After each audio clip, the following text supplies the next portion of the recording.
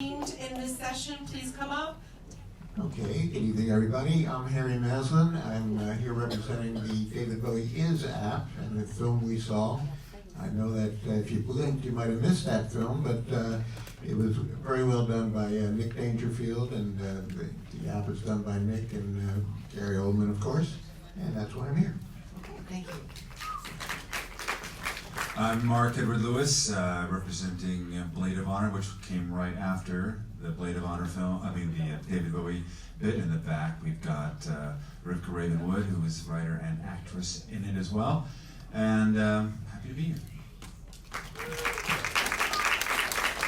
I'm Ted Lange. I'm representing Take It From the Top, which is Jill Whelan's baby. Jill is in the back there. Wave, Jill, so people can see where you are.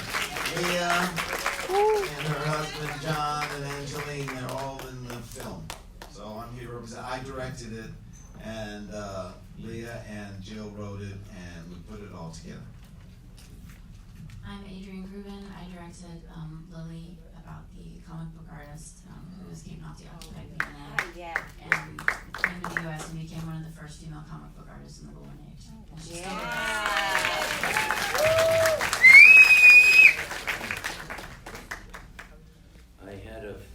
In my high school, I was a part-time worker in a whiskey place, and it just seemed to translate better as a whiskey salesman. I think I sold one bottle of whiskey there. But this whole album is concentrated around my friends and my wife, all around the place where I live, and particularly one bar that I go to all the time, and I love the people there, and it's the whole feeling of whiskey salesman. There's lots of love songs from my wife Joan in the album. She's here tonight too. Hi, Joan. Yes, she's here tonight. We just got back from Norway doing a lot of shows. She was there every night, which was wonderful. But I just got this idea where I was sitting at my local bar, and this is kind of the idea about when you create some work that I think you should always look at. I was sitting at my bar, I had the earbuds in, and I was practicing listening to one of the songs from my new album, which was Whiskey Salesman. And I said to myself, you know what? What if I had a camera right in front of me, and it was just taking a picture of me, and I saw my friends at the bar and the bartender, and you got the feeling of me there singing about something that I feel about the whole surroundings, and you didn't get this bullshit kind of flashy kind of thing, you know. And so I said, that's a good idea. I like that. And the next day I called my friend who lives in the same building, Tom Hayes, who's here, and he does video work, and I said, Tom, I got a project, I want to start it right away. And so we did it. And I think the thing that I would say is about those kinds of things is that when you have an idea, a little dream, if you're a creative kind of person, those little dreams you have, those little things that give you chills, they should be acted on. You should have the courage to act on them. And if somebody tells you you shouldn't do it because it's not commercial or something like that, you've got to try as hard as you can to defy that and let your inner side guide you to where you go in all this creative stuff.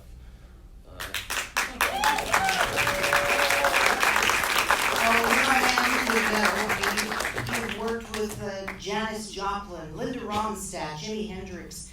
You're also the brother of John Voight, so clearly talent was also brother Barry Voight. Oh, and Barry. Barry. Barry is the eldest, John's the middle, I'm the youngest, and Barry is the guy that invented the formula that predicts when volcanoes will erupt. Wow. He's a wonderful guy. If you ever met Barry, like, you'd be laughing with him, drinking with him, he's a wonderful guy. And he saved a bunch of humans. John and I just do the other kind of stuff. Thank you so much.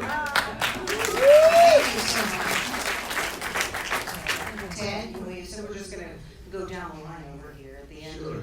I'm so excited to meet you. Thank you very much. You may know him from the Love Boat. You know, Hey. wow.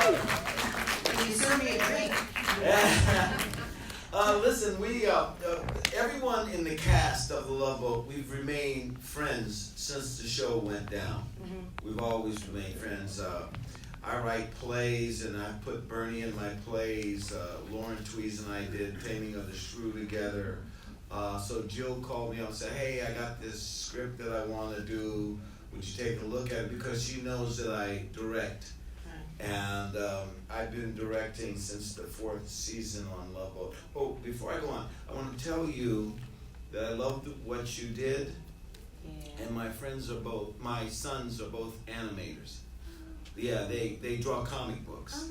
Yeah, so I'm going to tell them about your thing. And I'd like to say that you had the most wonderful voice on that film. Did you think his voice was very good? I enjoyed it. Anyway, so Jill calls me up, and she says, my girlfriend Lee and I want to do this thing. So we would meet and go through the script and kind of focus how we wanted to tell the story. And it's really a family affair. Angeline and John, Leah's husband, came in on the project. And this is the great thing about marriage. You don't have to go to the guy and say, hey, I think you should be in this project. The wife says, hey, John, I got a part for you. So we had a lot of fun shooting it. Jill's kids are in it. And it was really a family affair.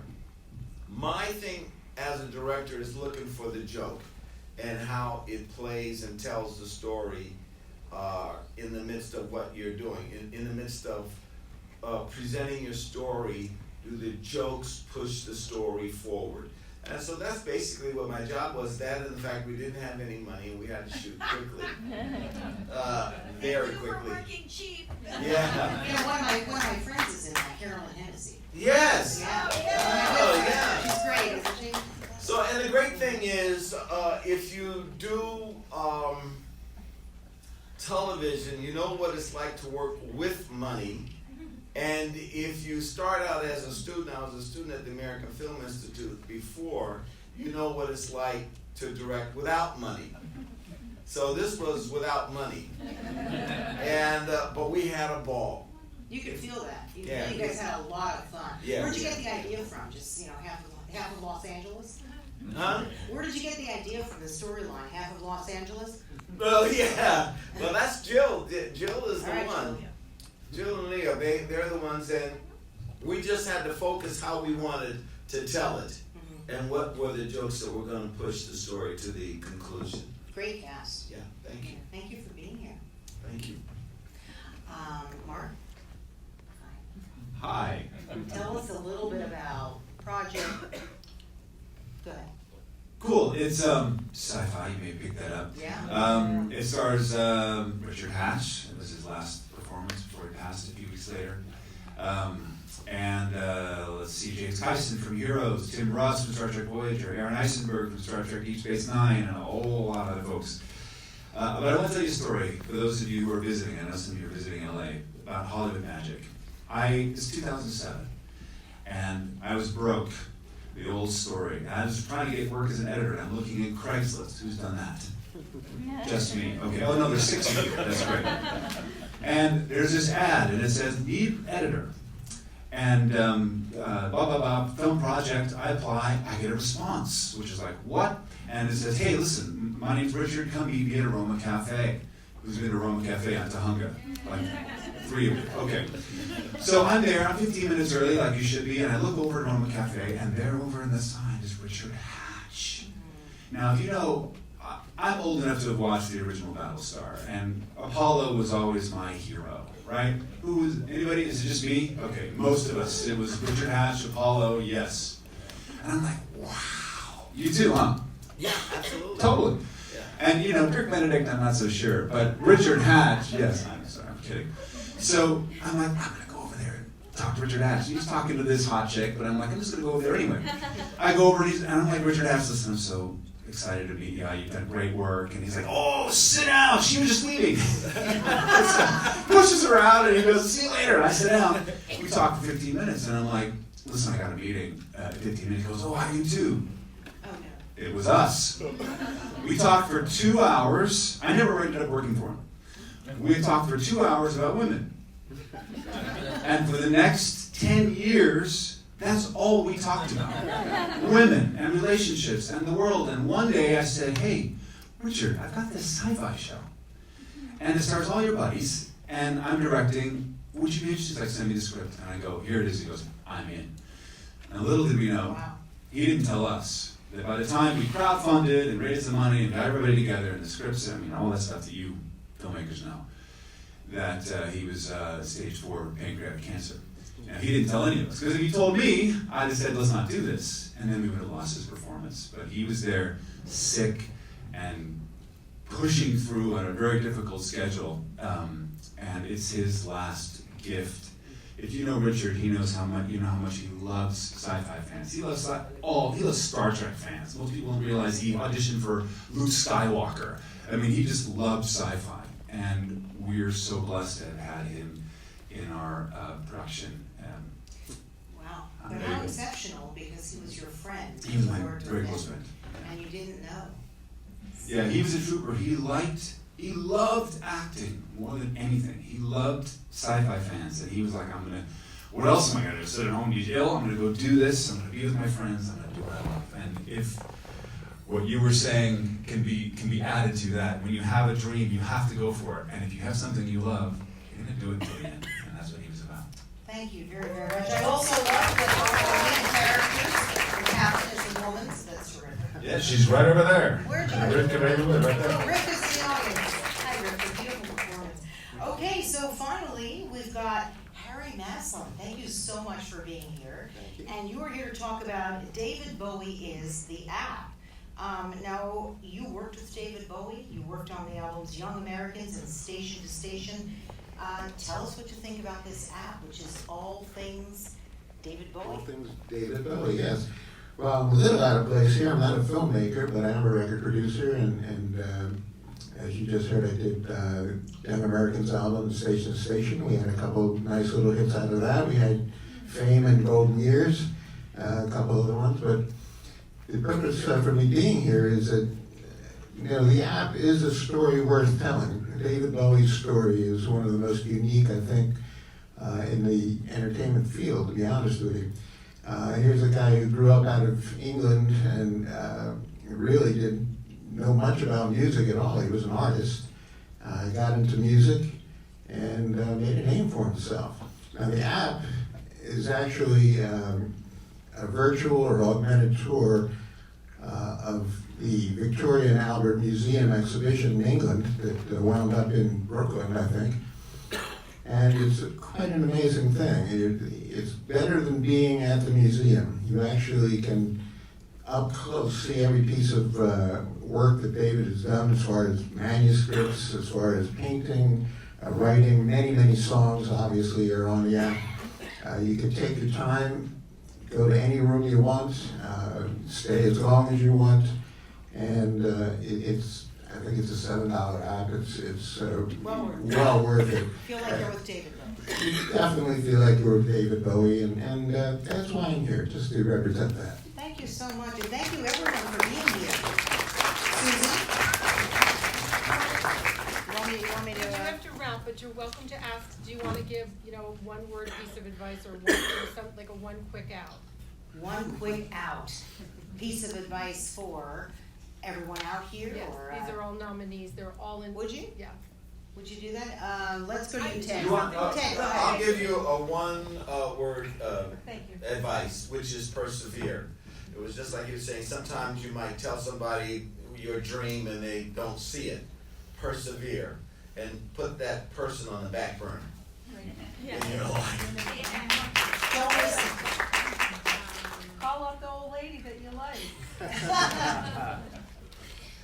It's funny, when you make a short documentary, this is not one word, or when you make a documentary about somebody who is a really challenging person, it's very lonely, and so it's very bizarre to be sitting in a group and having people enjoy this, because this was a very harrowing experience. I loved it, I would do it again, but I never pictured being like a little bit beyond it, and I'm trying to put a screening together in New York so she can come. She keeps, when is it going to show in New York? And I'm like, okay. And I know it's going to be perfect, and we're going to be together again, and it's going to be different than when, look, I came into her little apartment with all my lights and all my crew, and she was like, she wanted makeup, so I had to get a makeup person really fast, and it's just very surreal to be with smiling faces, because, you know, you're making art about an artist, and she had really high standards, as you can see her art is beautiful. So I was like, okay, I won't do that again. No more art about an artist, what about an athlete or something? She had a big personality. Yes, oh, she was incredible. Big I'm so personality. lucky, but I don't know, I guess perseverance, actually, I'm gonna copy his you word. did. Chip? Yeah, I would just pretty much say what I said before. You know, Rewind. courage is a wonderful thing. It doesn't mean you don't listen to other people. You do, and if somebody gets on your wavelength and says, you know, you tell them what idea you had, and all of a sudden something they say, makes you go a little left or right because you want to. That's great. But if you don't want to, don't go there. That's all. You can have okay picture, but you can't have okay sound. Your sound has to be Dino Supreme. And do what you have to do to learn it or get the right people. Start at cinemasound.com. We're gonna end with you. Me? Yeah. You've Okay, seen it all. I've seen it all. And I'll say the one thing that I admired most about working with David is the fact that he was so open. So I would say be open to ideas, not just your own ideas, but it could be ideas from a crew member, it could be ideas from a musician, it could be ideas from your wife. I get many ideas from my talented, beautiful wife here. So be open to outside input, guys and girls. Thank you all so